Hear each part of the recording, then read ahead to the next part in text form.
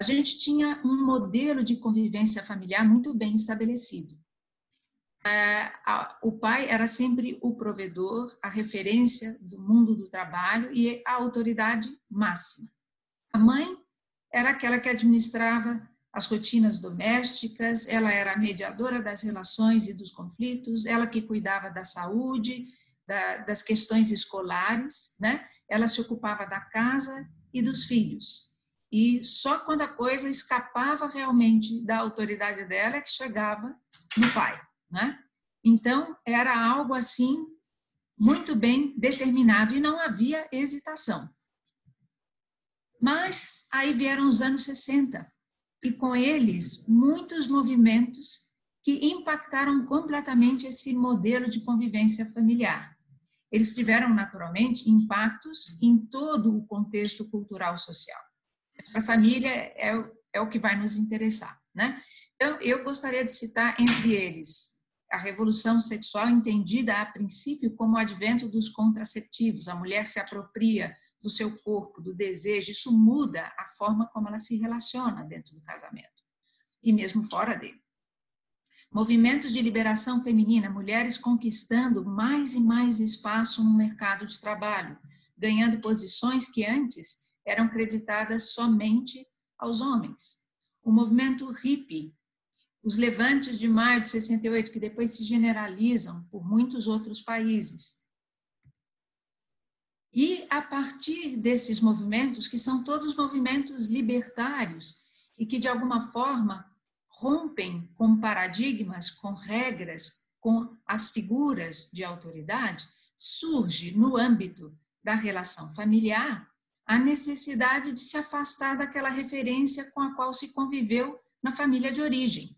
Então, os novos casais começaram a sentir uma necessidade assim imperiosa de se afastar daquilo que tinha sido o modelo de convivência hierárquica dentro da sua família com os seus pais. E aí desponta algo como um desejo de ser amigo dos filhos. E os pais tornam-se amigos anacrônicos e disfuncionais, porque fora da hora. Tem um momento certo de a gente se tornar amigo dos filhos. Se isso vem muito cedo, então as crianças deixam, às vezes, de receber a referência, um senso de propósito, os limites claros, né, referências assertivas. E aí a gente observou esse fenômeno. Deixou-se aquele autoritarismo que talvez fosse, de fato, extremamente severo, com distanciamento emocional, mas aí se vai para o extremo oposto, surge muita permissividade. Daqueles limites rígidos, agora a gente entra numa situação de ausência de restrições, de referências, com graves consequências. Se a gente pensa num sentido mais amplo, né, com todos aqueles movimentos, padrões e papéis nos relacionamentos passaram a ser questionados. As figuras de autoridade ou instituições que davam um certo arcabouço para a vida cultural social, a família, a escola, o trabalho, na igreja, né? Então, estas figuras de autoridade começam a ser questionadas. Surgem movimentos de emancipação, não só das mulheres, mas de outras minorias oprimidas, vítimas de preconceito, né? E surgem mudanças no comportamento e, inclusive, na concepção de moralidade sexual. Muitas das antigas referências de autoridade começam a declinar, perder o poder de ascendência sobre os outros. Então, a partir dos anos 60, a gente tem, assim, como um pano de fundo, que essas tradições não são apenas questionadas, mas às vezes as regras chegam a ser quebradas e invertidas, né? Então, nós estamos num momento novo, que tem algo de um anseio libertário. A princípio, livrar-se daquilo que parece sufocar, né? Livrar-se de. Mas a pergunta é, será que já somos livres para? Quer dizer, a gente se livra daquilo que antes queria determinar como as coisas seriam, a gente quer escolher, decidir por si mesmo, mas será que a gente já tem suficiente maturidade, responsabilidade para assumir todas as consequências? Então, o que parece que acontece é que todas as formas de afirmação de autoridade externa, que estavam identificadas com certas tradições, começam a ter que dar lugar para um movimento que devia vir de dentro para fora, da autoridade interna. Só que a autoridade interna não nasce da noite para o dia. Ela precisa ser forjada numa prática, num exercício contínuo, que tem que ser consciente, né? Esse tornar-se autor com o domínio da escrita da própria história não é algo que nasce apenas quando a gente desfaz, questiona, rompe com aquela que era a figura de autoridade do passado, né? Então, dentro desse contexto, nos anos 60, ali em 63, na verdade, bem próximo de hoje, né?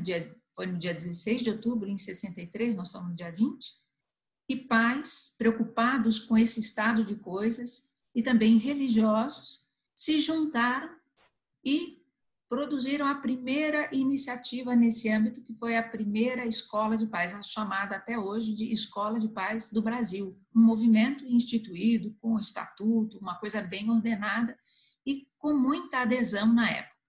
Naquela época, ela tinha mais a intenção de assegurar que prevalecessem as referências que estavam sendo, de certa maneira, dissolvidas. É como se a gente estivesse entrando num certo ocaso, um crepúsculo também de referências, de valores, e surgisse um certo vazio no âmbito das referências morais.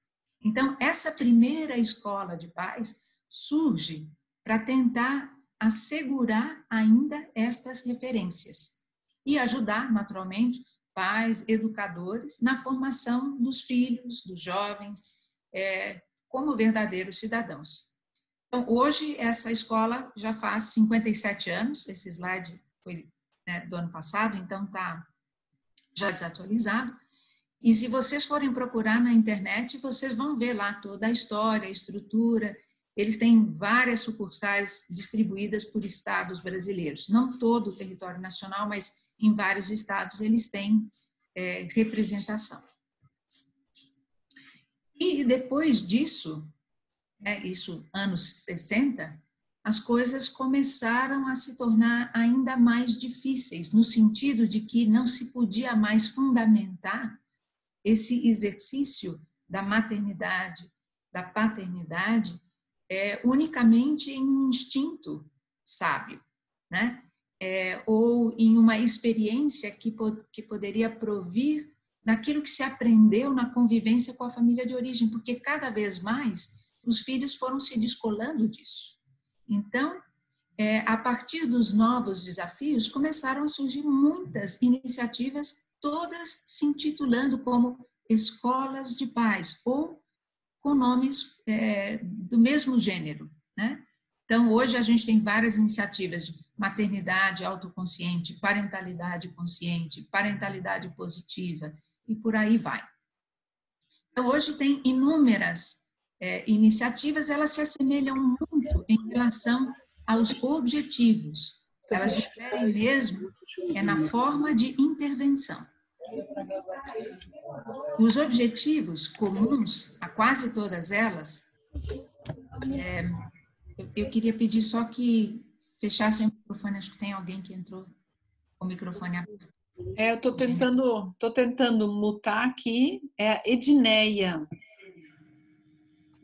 Vou continuar tentando. Edneia, se puder fechar. Muito obrigada, Edneia. Enfim, acho que sim. Então, essas diversas iniciativas, todas elas querem ajudar os pais a desenvolver seus próprios recursos, suas próprias capacidades e fazer com que eles se sintam mais confiantes, que eles possam compreender e lidar melhor com os filhos.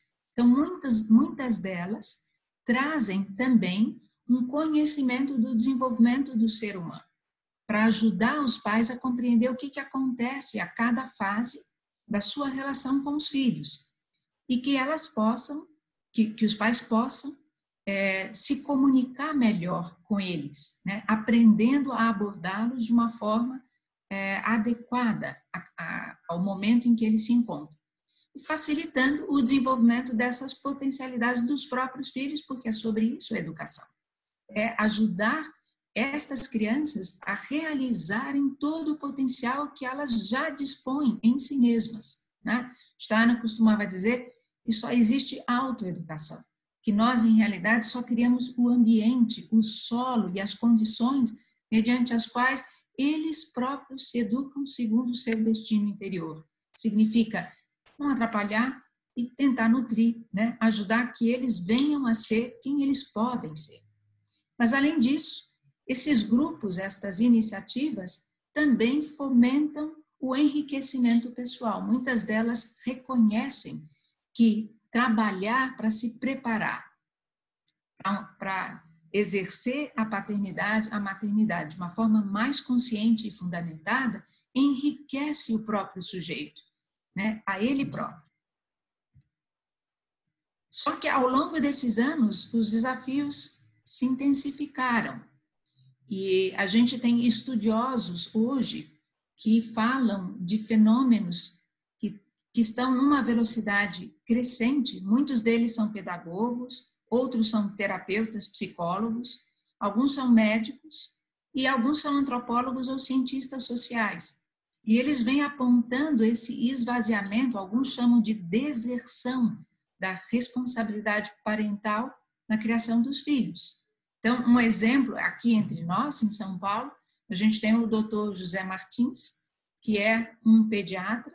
Ele tem várias obras, entre as quais a terceirização da criança. Ele se preocupa muito com o fato de que os filhos passaram a estar aos cuidados de outros, que não os próprios pais. Às vezes, inclusive, delega-se o tempo dos filhos a telas, né?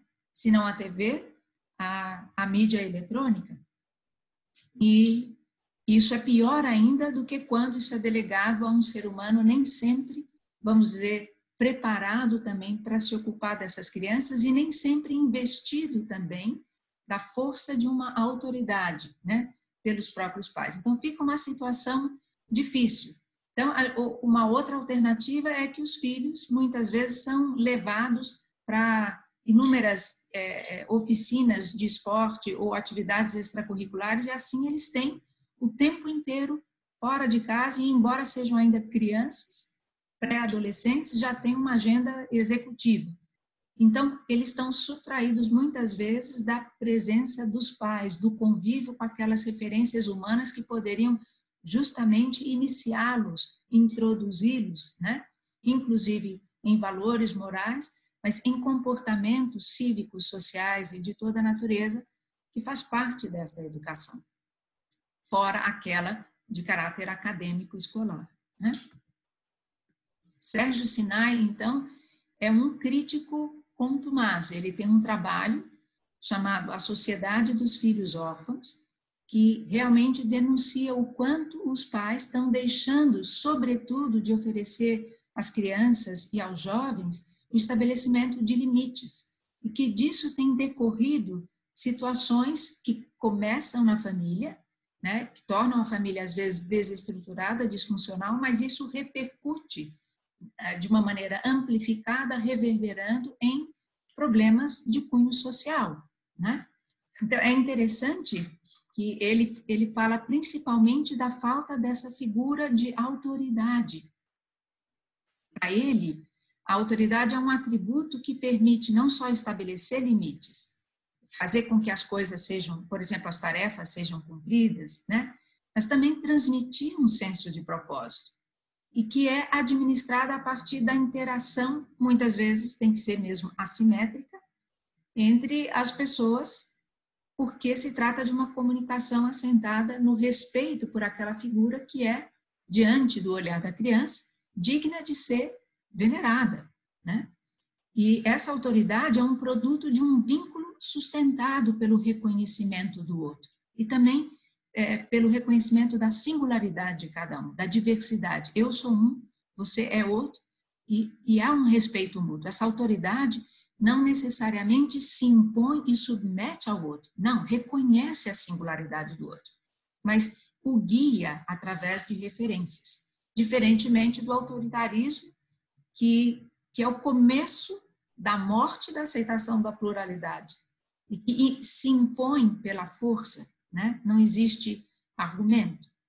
E quando ele fala do problema da autoridade dentro dos lares, isso encontra, de fato, um respaldo, inclusive em estudos sociológicos e filosóficos. Muitos de vocês devem ter conhecimento, ou já ouviram falar da Hannah Arendt, que foi uma grande pensadora, e que no século passado tem um trabalho intitulado O que é autoridade? E ela já advertia sobre a falência das autoridades tradicionais e como isso ia afetar a vida social pré-política, ainda antes de chegar na falta também da autoridade, no sentido das lideranças que pudessem inspirar. A gente vê isso, né? A crise de representatividade. A gente não tem, hoje, figuras na política que a gente olhe e que a gente acredite, às quais a gente dê crédito, né? A classe política está muito desacreditada, porque a gente não tem mais lideranças dignas da nossa, do nosso respeito, vamos dizer assim, né? Com raríssimas exceções. Mas ela falava mesmo da esfera ainda pré-política, ela falava do efeito que esse esvaziamento da autoridade traria para a esfera da educação e da instrução, onde a autoridade, no sentido mais amplo, sempre foi aceita como uma necessidade natural. Então, outros filósofos, e aqui eu cito o José Antônio Marina, também se apoiam nessas ideias da Hannah Arendt e concluem que não se pode educar sem autoridade, né? Então, o Sérgio Sinais cita problemas como a violência infanto-juvenil, a obesidade infantil epidêmica, a dependência química, a dependência de toda sorte, digital, compulsão pelo consumismo, sexo, né? Índices notáveis de ansiedade, de depressão. A gente tem visto um índice crescente de suicídio na adolescência, né? Muitas vezes uma incultura galopante, porque hoje, com o acesso irrestrito à informação ao alcance de um clique, muitas vezes se esvazia esse espaço de um vínculo existencial, né? A gente aprende por afeto, se relacionando e participando naquilo que se queira aprender. Então, quando eu deixo de entrar em relação com e acho que o fato de eu ter acesso à informação é suficiente, então, na verdade, não tenho cultivo, né? Cultura tem a ver com cultivo, tem a ver com algo que é um trabalho em si mesmo. E através da relação com o outro e de conteúdos que ele me transmite, né? E, além disso, uma grande desordem em relações filiais e parentais. Então, ele percebe tudo isso como decorrente, substancialmente, desse esvaziamento do convívio dos pais com os filhos e do fato de eles não poderem, muitas vezes mais, ser essa figura de uma autoridade reconhecida, né? Então, eu reconheço no diagnóstico deles verdades, no sentido da observação de que esses problemas hoje ocorrem. Eu só não posso responsabilizar da forma que eles fazem os pais como culpa, porque nem sempre é algo assim como se fosse um desamor, né? Acho que muitas vezes existem equívocos e, mais do que isso, existe algo que é um sinal da nossa época e que, para mim, é a maior justificativa e fundamento para que a gente hoje busque caminhos para ajudar os pais a se preparar para essa tarefa, que é o fato de que ter um filho, isso sim, hoje, é ainda algo natural, ainda depende da nossa biologia. Então, impulsionar um processo de fecundação e permitir que um ser seja gestado e venha ao mundo, isso ainda depende da natureza. Mas ser pai, ser mãe, não ter filho, ser um pai, ser uma mãe, hoje é algo sobrenatural. Quer dizer, não se assenta mais em uma capacidade que já foi em outros tempos parte da natureza ou vinculada à natureza humana, que era um instinto sábio materno, um instinto sábio paterno. é sinal da nossa época, que na antroposofia a gente conhece como época da alma, da consciência, que o que era a sabedoria vivente neste instinto se esvazia e que agora as coisas que antes eram dadas, né, que antes pertenciam quase como uma dádiva, como uma herança de sabedoria, elas agora precisam ser reconquistadas, elas precisam ser instituídas a partir de uma consciência e um esforço deliberado. Se a gente pensar, eu mesma, né, não me considero assim tão velha, mas eu olho para a minha infância e eu vejo que isso está há anos-luz da realidade que as crianças vivenciam hoje, né? Nós tínhamos companheiros de brincadeiras, nós tínhamos uma cultura de brincadeiras, nós podíamos brincar na rua, todo mundo se conhecia na rua há 3 gerações. Eu morei na casa onde a minha mãe nasceu, foi construída pelo meu avô, e assim os nossos vizinhos também. Então, era um outro tempo, as famílias eram mais numerosas, né? Hoje, a opção pelo filho único ou por famílias bem pequenas é uma realidade.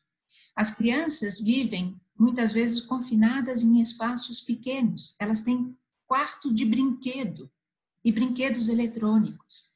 Então, elas não exercitam com companheiros a força de fantasia. Então, elas se entediam e elas solicitam, elas demandam, muitas vezes, uma referência, elas precisam ser introduzidas em algo e elas estão carentes disso, né? Então, aí vem, muitas vezes, o solo fecundo para que a mídia eletrônica, com todo o seu fascínio e a espiral de sensações, o sensacionalismo, venha e ocupe um espaço porque ele não foi digna e legitimamente ocupado, né?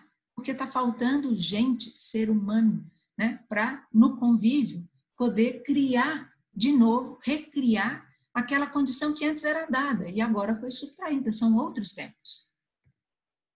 Por isso é que nós chegamos, né, a fundar, anos atrás, uma escola de paz, para a gente cultivar essa arte de educar em conjunto. Os pilares da escola de paz, da forma como a gente a exercita, são esses: o conhecimento do ser humano no seu vir a ser. E isso da ótica, da perspectiva da antroposofia, né, da ciência espiritual, como nos legou Rudolf Steiner. Então, ele trouxe muitos insights sobre o que significa ser humano. E como este ser humano, enquanto um ser que não apenas é dotado de corpo, mas tem uma vida interior, que a gente pode chamar de alma, que abriga a sua individualidade espiritual, o seu ser único, irreproduzível, indivisível, individualidade, né? Então, esse ser, ele tem o seu desenvolvimento arquetipicamente regido por determinados princípios. E quando a gente pode conhecer, então, quais são as capacidades que emergem na corporalidade, que emergem na vida anímica, né? que emergem como capacidades espirituais, então a gente sabe o que tem que ser aportado como nutrição, como estímulo para esse desenvolvimento. E a gente também aprende do que a gente precisa preservar, que talvez venha antes do tempo e dessa maneira como uma influência nociva, nefasta, né? Então, uma das referências que a gente hoje precisa adquirir é o conhecimento do ser humano em seu devir. A outra coisa que eu entendo que nós, como pais, precisamos desenvolver é aprender a enxergar aquilo que acontece e fazer sentido do que acontece.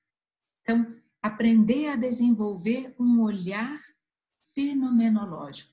No inglês a gente tem essa expressão, né? To make sense, fazer sentido daquilo que acontece. Então, não é o simples fato de a gente ter olhos, né?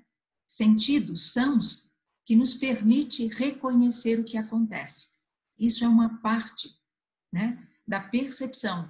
Mas há um outro aspecto da nossa cognição que depende do quanto a gente consegue penetrar no significado que aquilo tem para os seres que estão envolvidos, no caso a criança, e muitas vezes nós mesmos.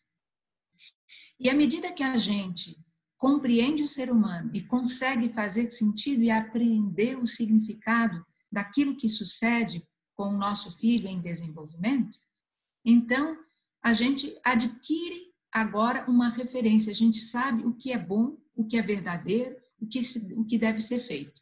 Mas aí a gente necessariamente vai encontrar um empecilho, ou vários, que vem dos condicionamentos. A gente aprende e compreende algo novo, mas a gente foi moldado comportamentalmente por uma outra mentalidade, que não é essa que a gente começa a adquirir e desenvolver. Então, a gente percebe que é preciso trabalhar em si mesmo, constantemente se auto-observar e se autotransformar, ter esta inclinação para a própria autoeducação. O outro aspecto de fazer isso em grupo é que quando a gente compartilha as nossas experiências, quando a gente se sente, se reconhece, não mais sozinho, mas junto com outros que têm as mesmas questões, né? Que têm as mesmas limitações, que têm as mesmas angústias existenciais. Então, essas duas palavrinhas, eu também, podem ser extremamente confortadoras nessa hora. E aí a gente parte disso, de uma escuta atenta, compassiva, e na medida em que a gente verifica isso no outro, e às vezes um outro que a gente até admira, né? E a gente percebe, ele também padece, né? Com certas angústias, certas dificuldades, certas limitações. Então, vai se gerando um sentimento de empatia, de compaixão, de autoaceitação e aceitação do outro, né? E além desse conforto que o compartilhamento da experiência traz, a gente começa a poder gerar uma rede de apoio mútuo, né? Então, aos poucos, com a experiência que a gente vai compartilhando dentro da esfera da escola de paz, surge a possibilidade de uma comum unidade. Uma unidade comum porque a gente se afilia a um mesmo propósito, a gente se identifica com as mesmas dores e com o mesmo ideal, né? E à medida que a gente vai se ajudando, porque acho que mais do que nunca é verdade hoje aquele provérbio africano que diz que a gente precisa da aldeia inteira para educar cada criança. Sozinho a gente não dá conta.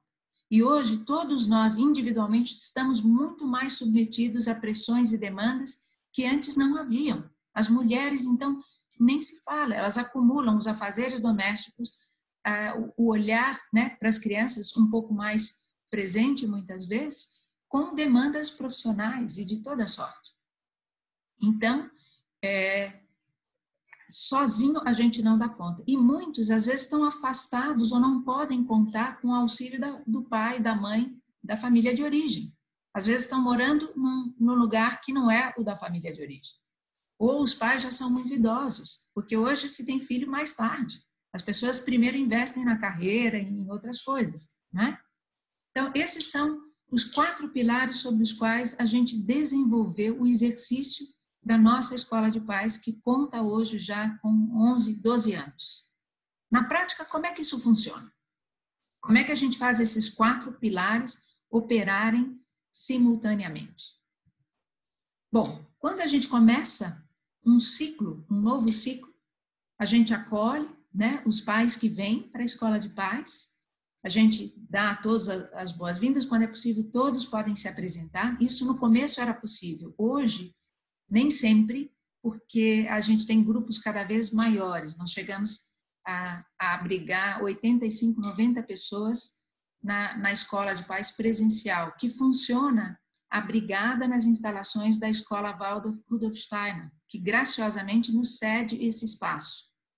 E isso tem muito valor, é uma escola bastante ocupada e os espaços são bastante concorridos, então que nós tenhamos um espaço lá e um espaço nobre é algo pelo que nós somos extremamente gratos.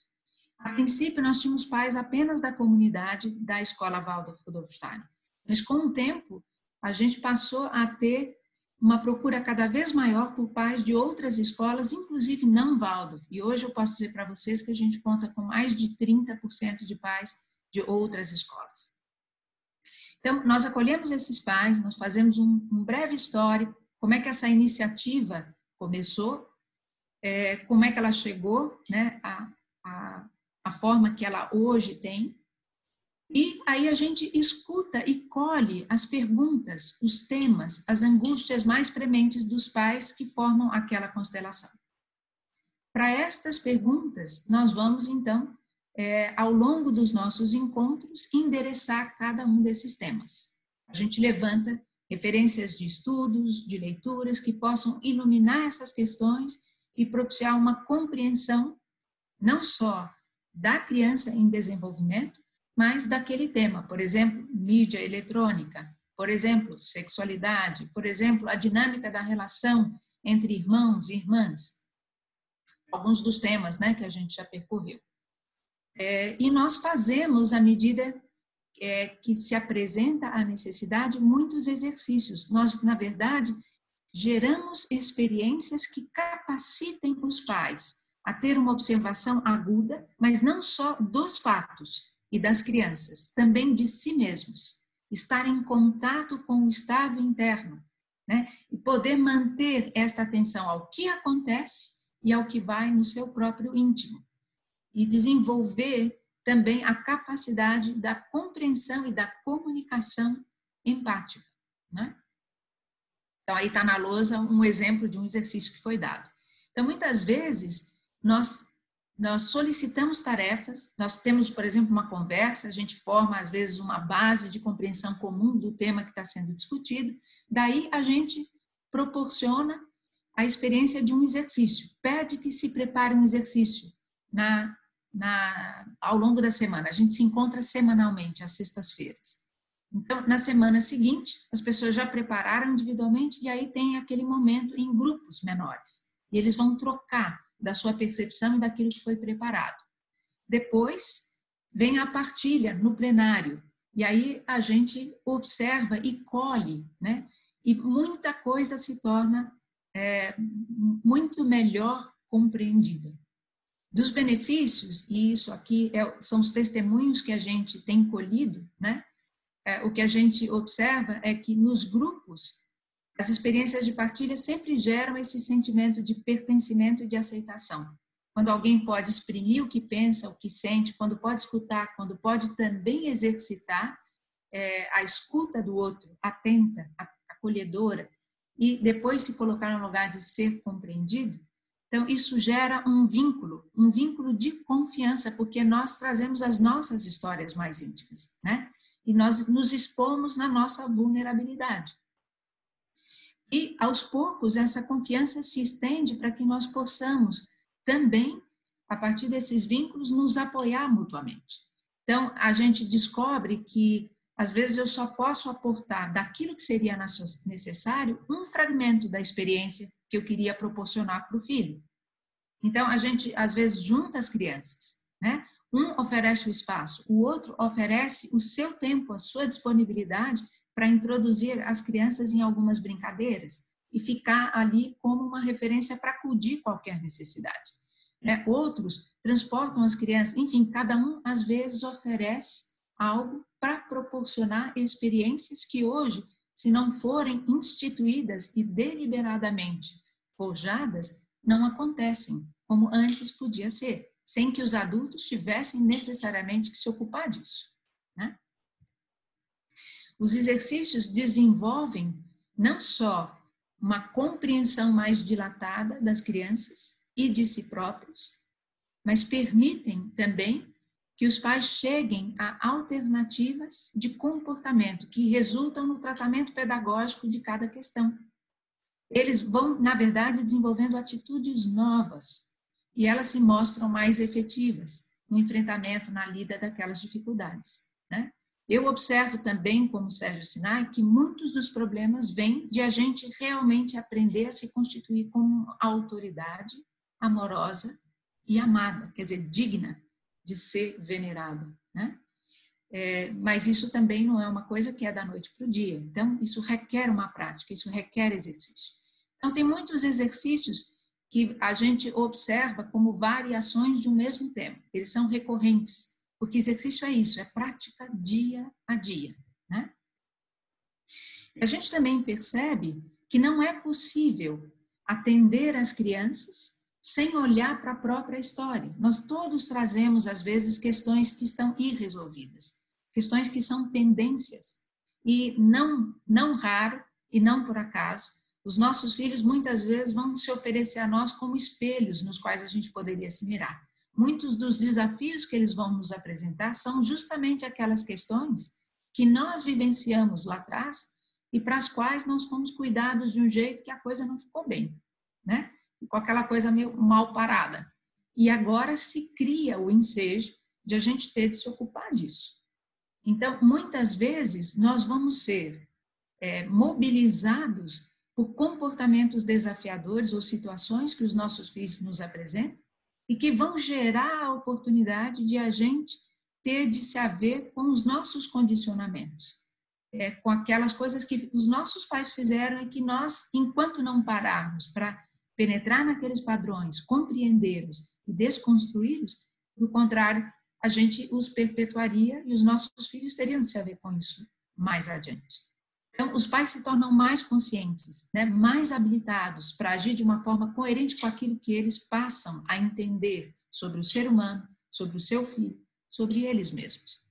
E na medida em que eles os fazem, sobretudo quando eles têm relação dentro da comunidade, como uma comunidade Waldorf, por exemplo, pode oferecer, nem todas as escolas oferecem tanta possibilidade de participação e presença ativa dos pais, né? Inclusive na configuração do destino de muita coisa ali dentro. Mas numa comunidade assim, existe essa possibilidade. E então os pais também se convertem em parceiros capazes de cooperar e fazer valer muito mais o lindo trabalho que os professores procuram realizar, né? Enfim, isso talvez nos dê aí um ponto de partida para a gente agora dialogar.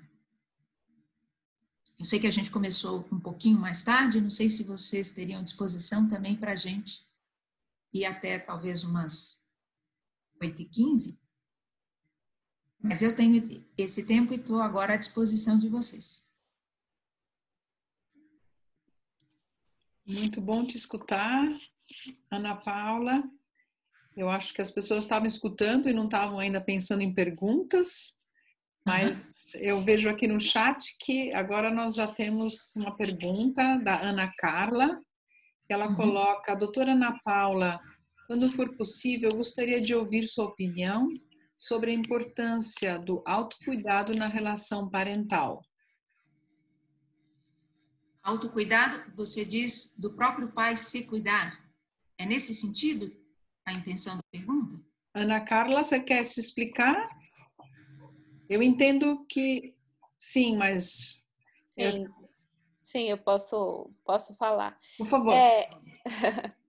Eu tenho percebido assim que muito se fala, né, sobre a importância de uma educação mais respeitosa, né, à criança, e aí a gente já tem algumas abordagens, né, intermediárias da autoridade e da permissividade, né, como a parentalidade positiva que você citou. Mas eu percebo, às vezes, um movimento muito intenso nessa preocupação, né, com a compreensão do desenvolvimento infantil, de não terceirizar a criança ou delegar ela, né, para os eletrônicos. Mas, ao mesmo tempo, eu tenho visto muitos pais sobrecarregados, né, pais que não têm tempo para olhar para si cuidar.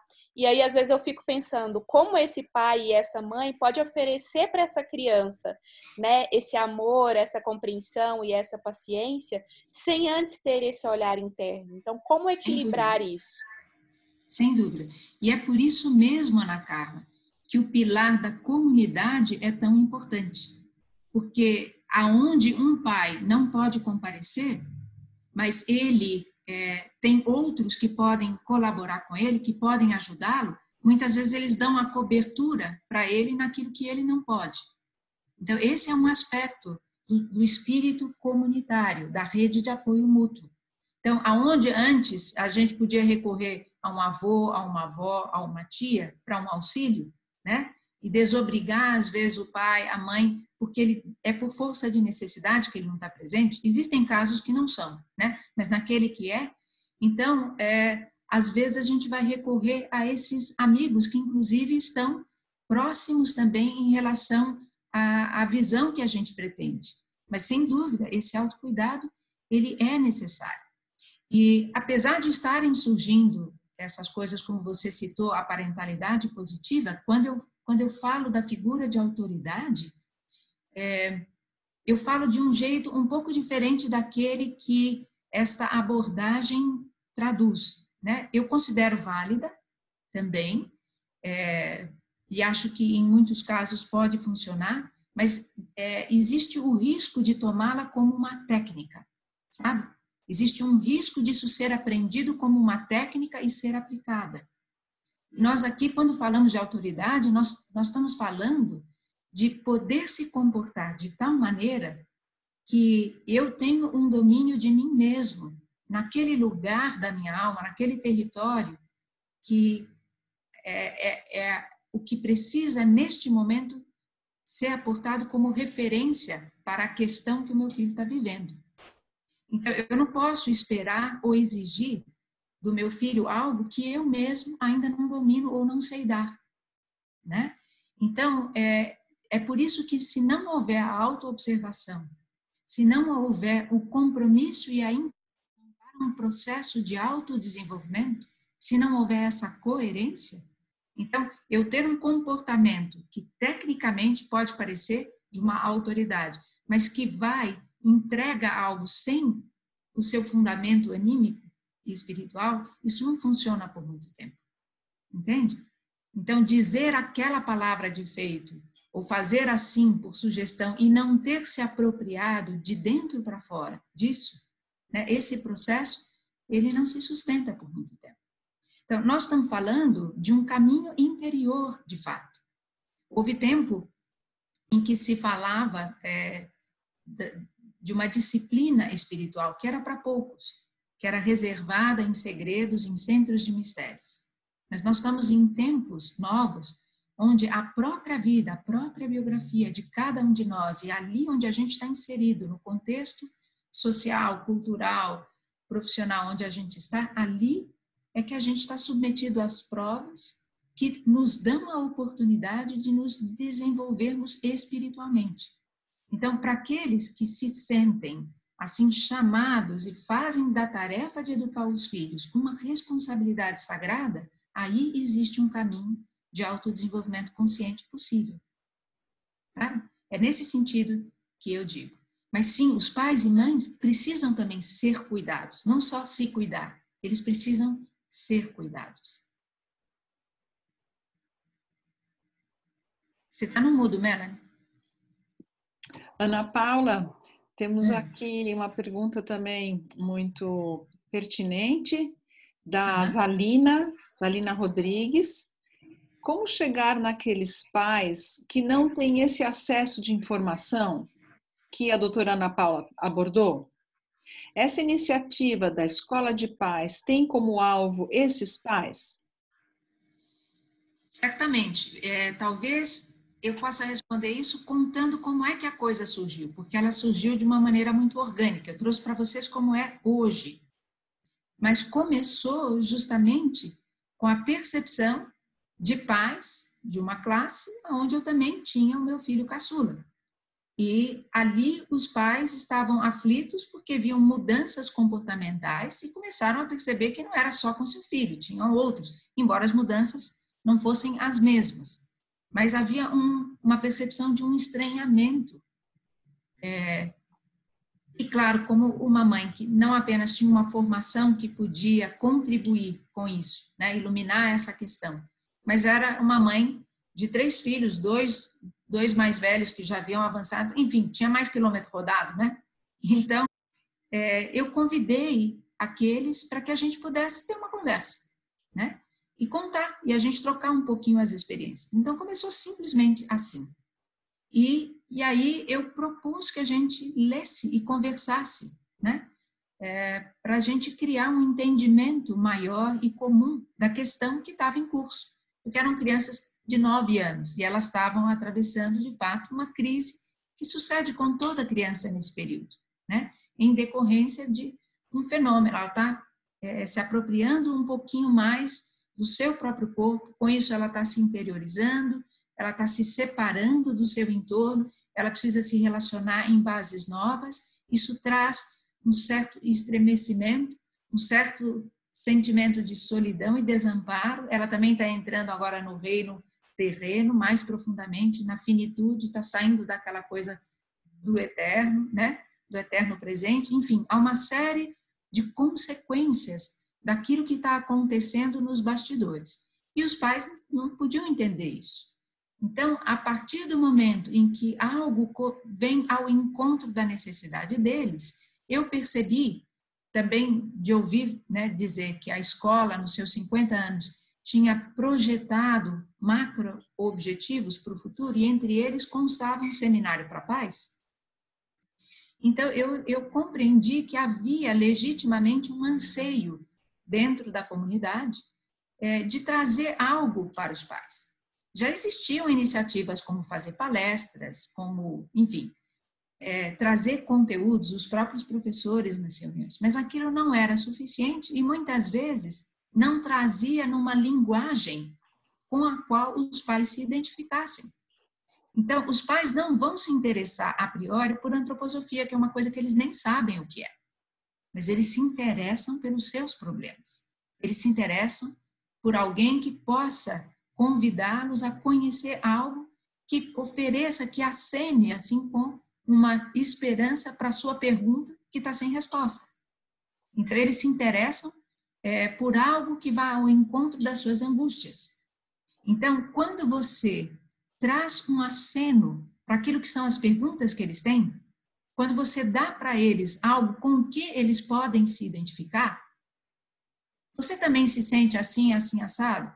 Você também experimenta isso assim ou assado?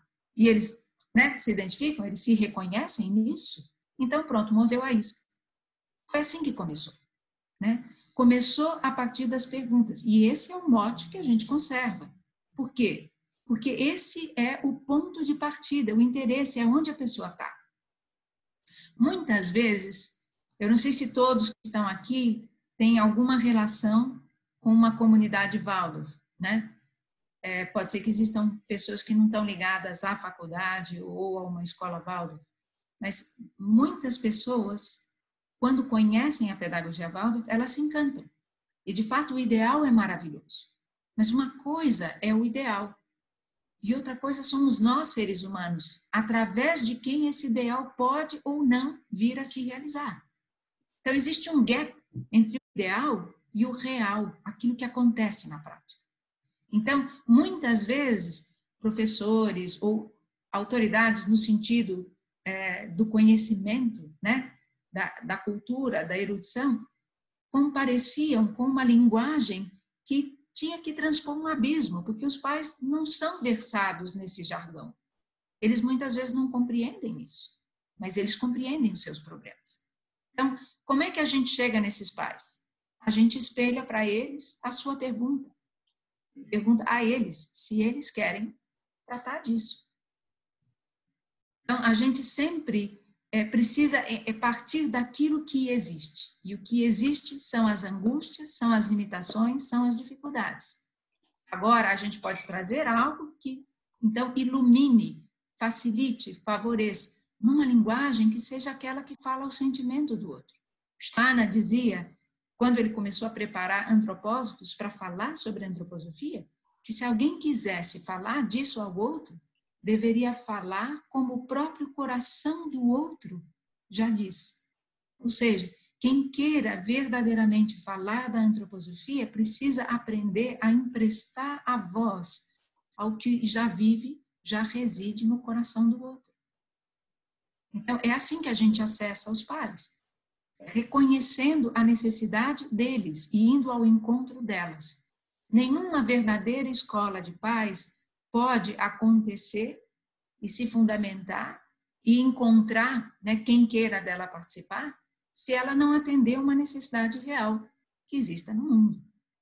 Uma necessidade personificada nesses pais. Então, tudo tem que começar assim.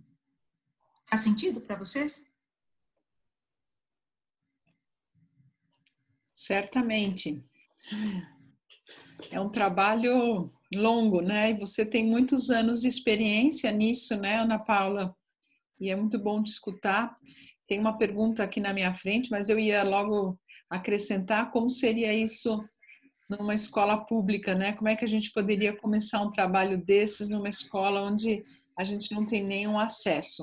Mas eu prefiro deixar a minha para o final, se é que a gente vai ter tempo, e trazer aqui dos nossos participantes. A Dália coloca a seguinte questão, Ana Paula. A sua fala traz esse cuidado com os pais, com a necessidade de cuidar dos pais e ajudá-los a se conectar com seus estados internos, etc. Toda uma mobilização profunda necessária para essa tarefa de educar. Mas e as babás e outras pessoas que passam a fazer parte da vida dessa criança? Essas relações também precisam de uma atenção. Essa atenção poderia se parecer com o trabalho da escola de pais ou seria algo muito diferente? Não, eu acho que não. E eu nem veria problema em que, por exemplo, uma babá fosse acolhida nessa escola de pais. Na verdade, a gente começou como escola de pais, mas cada vez mais nós temos recebido pessoas que não são pais, são avós, são cuidadores. Na verdade, hoje o termo seria aquele que cuida de um ser em desenvolvimento. Toda e qualquer pessoa que participa com protagonismo do cuidado e do vir a ser de uma criança deveria poder ter acesso e deveria ser acolhido. E sempre que a gente recebe um pedido dessa natureza, a gente acolhe, né? Porque essa pessoa é tão digna quanto e tem a mesma possibilidade de se desenvolver se ela quiser. Anos atrás, havia na escola Waldorf uma enfermeira, a dona Anne, que ministrava cursos para babás, para berçaristas, para enfermeiras, para estas pessoas que não são propriamente da família, mas que muitas vezes prestam esse serviço dentro de uma família. Dependendo de como a família se constitui, muitas vezes elas se tornam parte da família, são sentidas como um membro da família. Eu diria que cada vez mais o próprio conceito de família se metamorfoseia. Cada vez menos família é o que vem do passado, como laço de sangue. Cada vez mais família é o conjunto daquelas pessoas que se congrega a partir de um compromisso comum de amor, pelo desenvolvimento ou em direção a um futuro ao qual se queira alcançar juntos. Então, às vezes eu tenho amigos que são para mim como família, pessoas que passaram a fazer parte do meu círculo de relações e que são da escola, que eu aprendi a conhecer a partir da escola, pais da mesma classe, né? Então, às vezes, esses são mais família do que um irmão de sangue, do que um primo-irmão. Então, família hoje, né, no fundo, é todo e qualquer ser humano que, de repente, ingressa no meu círculo de relações e que, de alguma maneira, cumpre comigo o mesmo compromisso em amor por essas crianças, né? Então, todos aqueles que dividem essa responsabilidade são, de certa maneira, família. Então, eles deveriam ser incluídos e a gente deveria poder cuidar deles também e investir no desenvolvimento humano deles também. Eu tenho uma sobrinha que tem 3 filhos, dos quais a segunda nasceu com aquela doença que hoje muitos conhecem, a AME, a amiotrofia espinhal progressiva, né? Ela, portanto, tem uma série de dificuldades, né? Ela não tem tônus motor, ela tem sensibilidade, mas não tem tônus nem para firmar a cabecinha. Vocês sabem, a gente precisa de todo um desenvolvimento neuromotor para facultar a fala, e a fala para depois poder vestir o pensamento, né? Então, uma criança assim tem sérias limitações porque ela não pôde chegar a andar, vencer a gravidade, se colocar nas 3 dimensões do espaço de maneira equilibrada. Portanto, ela também não pôde desenvolver adequadamente a fonação e isso dificulta que ela possa vestir e comunicar o que ela pensa ou sente, né? Essa criança, quando nasceu e teve o seu diagnóstico, ela foi, inclusive, prognosticada como alguém que não romperia a barreira do primeiro ano de vida, que não sobreviveria ao primeiro ano. Ela hoje não só já tem 7 anos, como ela está estudando na escola Waldorf Rudolfstein, está no primeiro ano, com a dona Elizabeth. E isso graças a muita dedicação dos pais, mas também de figuras que são enfermeiros, fisioterapeutas, e há uma pessoa que a gente poderia chamar de uma babá, mas que é muito mais do que isso. E vou dizer para vocês que ela é uma pessoa tão bem dotada e tão criativa que muitas vezes ela se assemelha a uma professora do Jardim de Infância Waldorf, né? Assim, os recursos que ela tem. Então, não vale a pena investir em pessoas assim para que elas cuidem e também sejam cuidadas? Claro.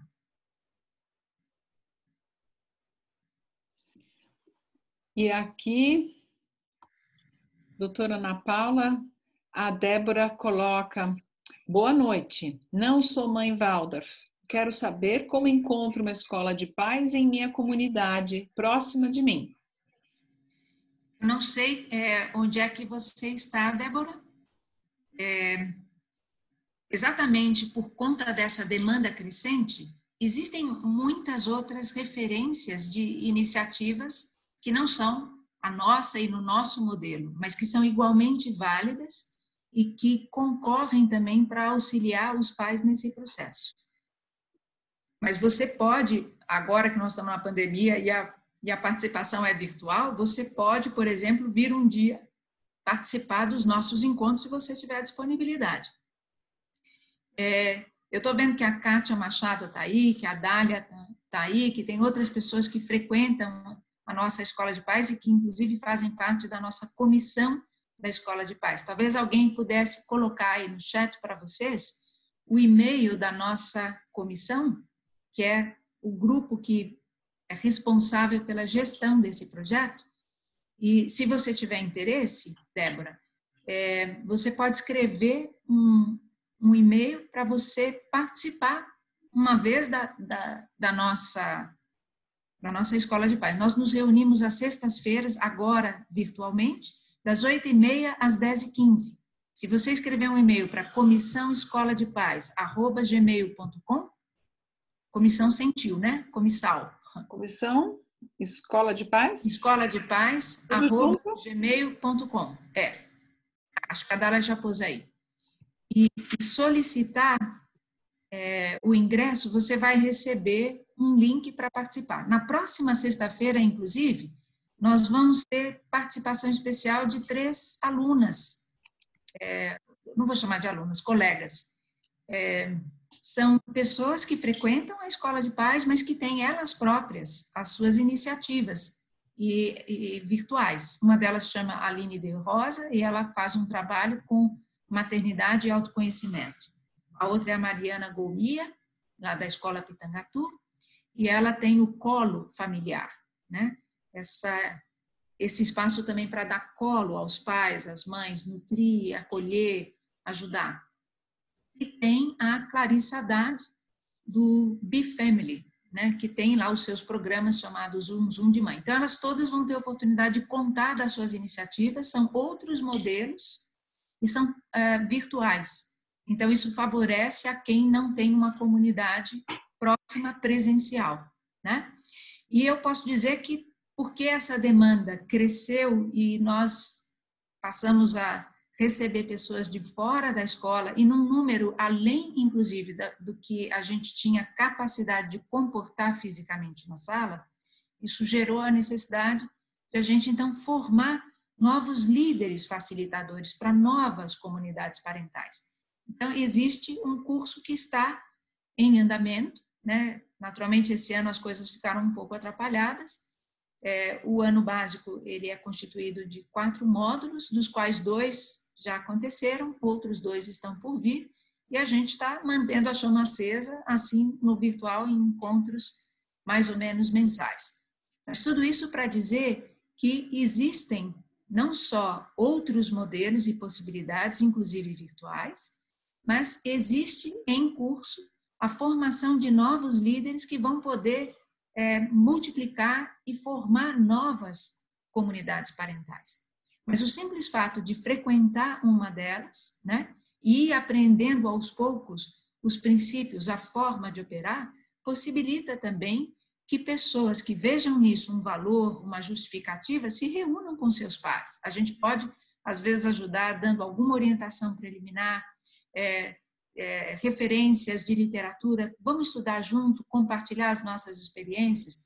Que exercício caberia aqui? Podem pedir ajuda que a gente dá, porque a gente tem todo o interesse de que isso vá para o mundo, que mais pais se sintam empoderados, capacitados, acolhidos, amparados, e que isso possa vingar. E dá para fazer em escola pública também, viu, Melanie? Esse é meu tema, Ana Paula, né? Como iniciar isso numa escola pública onde a gente sabe que muitas vezes essa relação é tão esgarçada, né? Entre pais e professores e coordenação, não é sempre, mas Exato. É uma coisa mais difícil de cuidar, né? De zelar, de trabalhar. Eu Então, diria que é mais difícil e vai levar mais tempo para ela se fundamentar. Nós tivemos o início de uma experiência, a Juliana, que está aí, pode depois dar para vocês talvez um testemunho.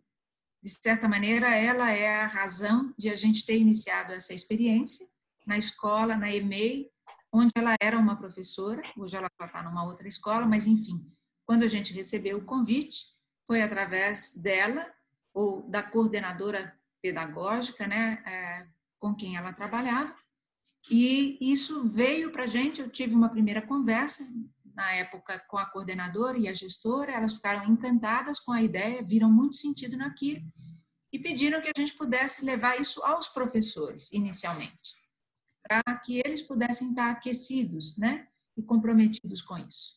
E nesse primeiro momento, e até eu vi que tem alguns que estão aqui que também foram comigo lá, o Marcos Galego, que também faz parte dessa formação de líderes para comunidades parentais, ele também acompanhou esse primeiro momento, testemunhou isso.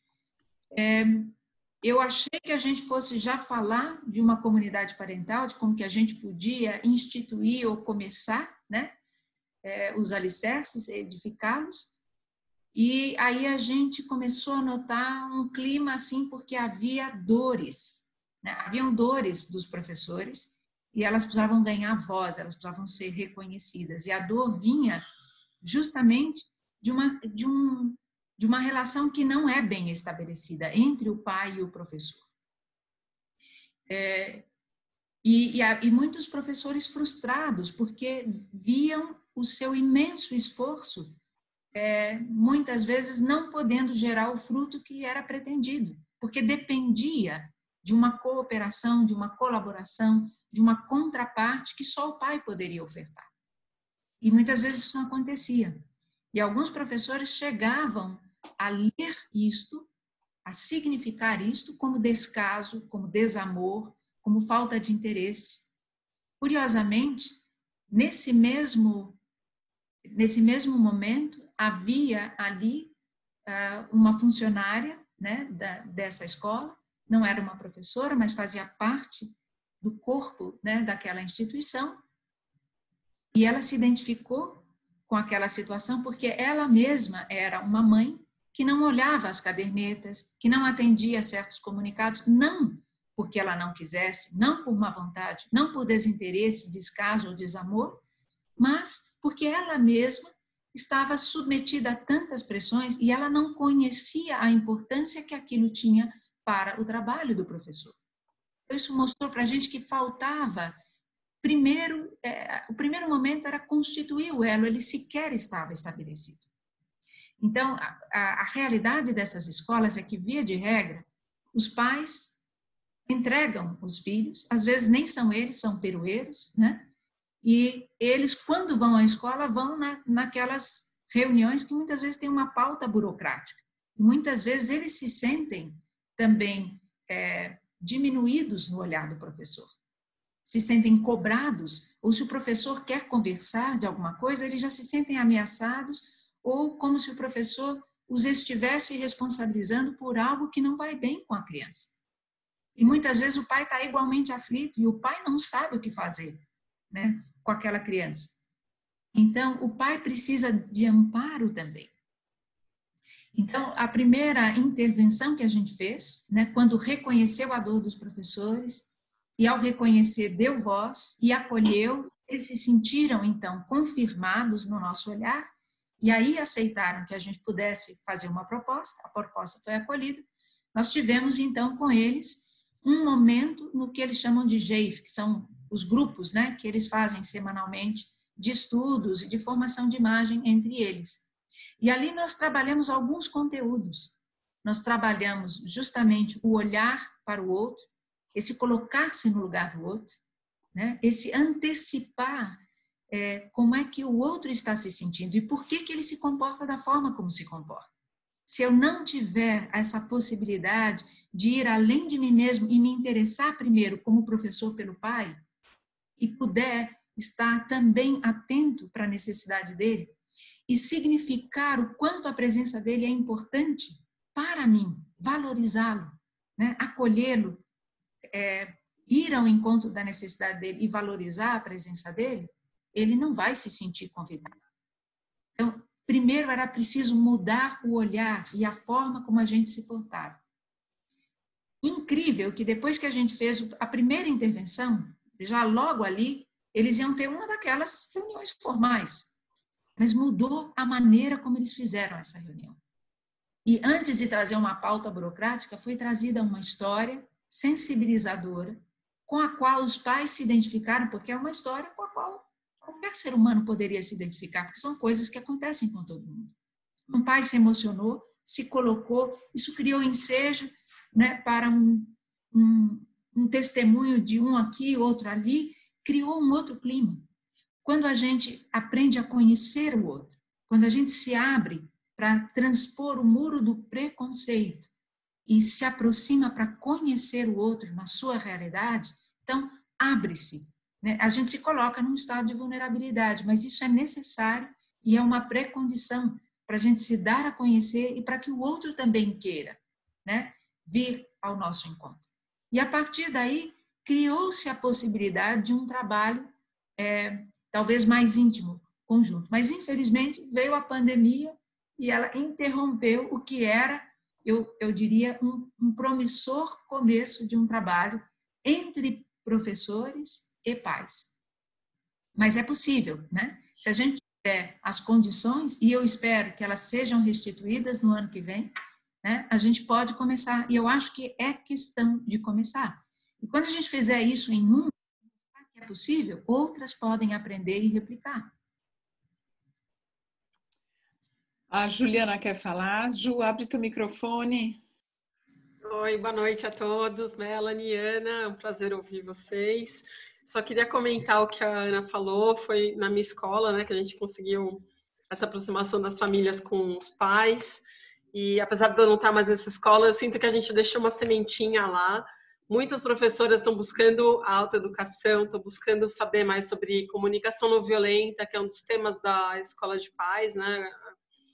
E agora, durante a pandemia, eu pude acompanhar o movimento de várias escolas públicas que têm buscado a comunicação mais íntima com as famílias, através do WhatsApp, das ligações por telefone. Umas são mais resistentes que outras, mas tem essa possibilidade, né?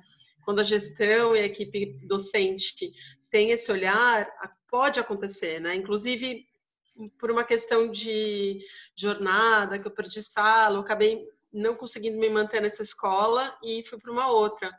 E, para minha alegria, eles têm esse acolhimento com as famílias, um olhar muito carinhoso.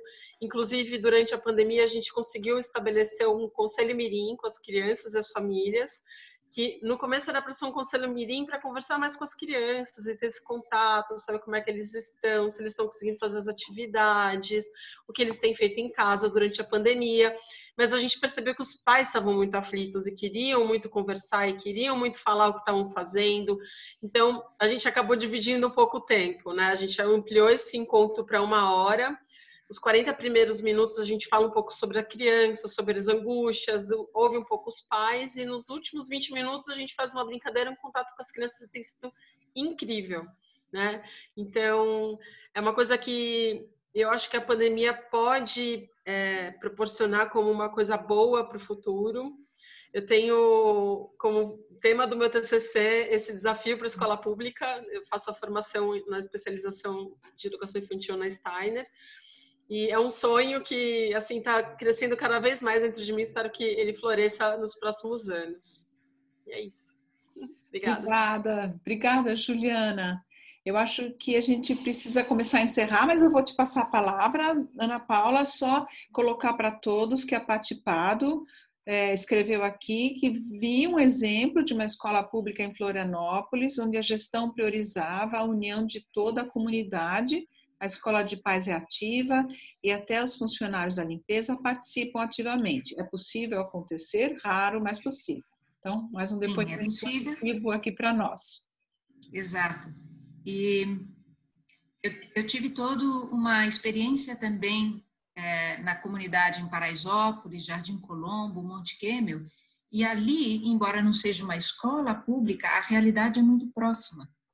E nós começamos levando elementos da pedagogia Waldorf para as crianças do que seria o jardim de infância, né, da EMEI. E ali, com as festas, as 4 festas do ano, né, e entrando também com a linguagem do lúdico e as narrativas e as brincadeiras, então nós criamos 4 momentos, 4 eventos que eram estas festas, das quais os pais participavam. E porque as festas tinham um preparo, os pais eram convidados. E a cada ano, mais pais vinham. E aí, enquanto a gente, por exemplo, produzia elementos da alegoria da festa, né?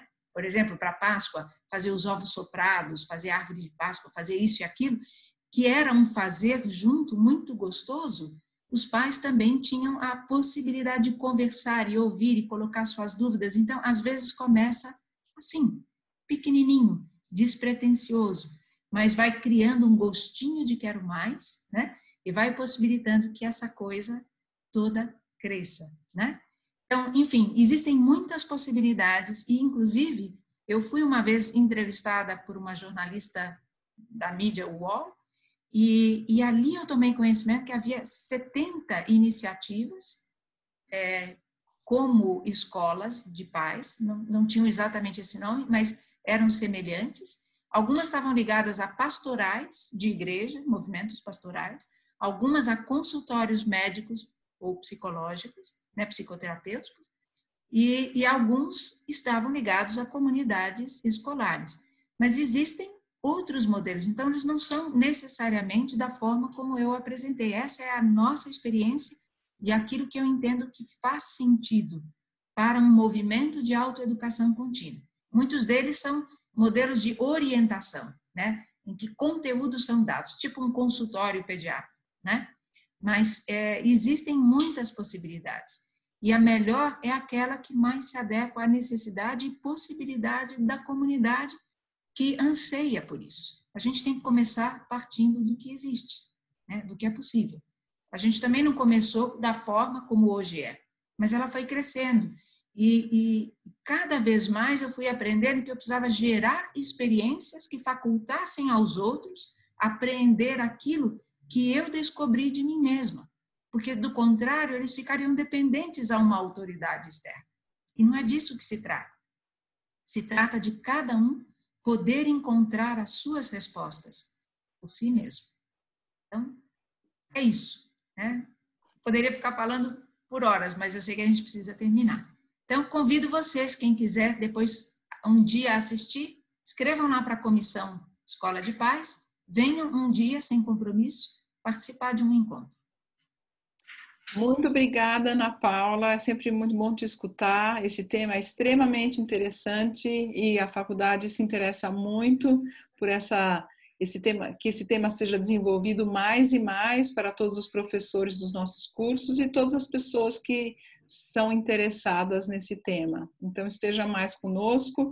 Muito obrigada a todos que estão aqui presentes e desejo uma boa noite. Gratidão a todos. Obrigada. Boa noite. Muito obrigada. Boa noite.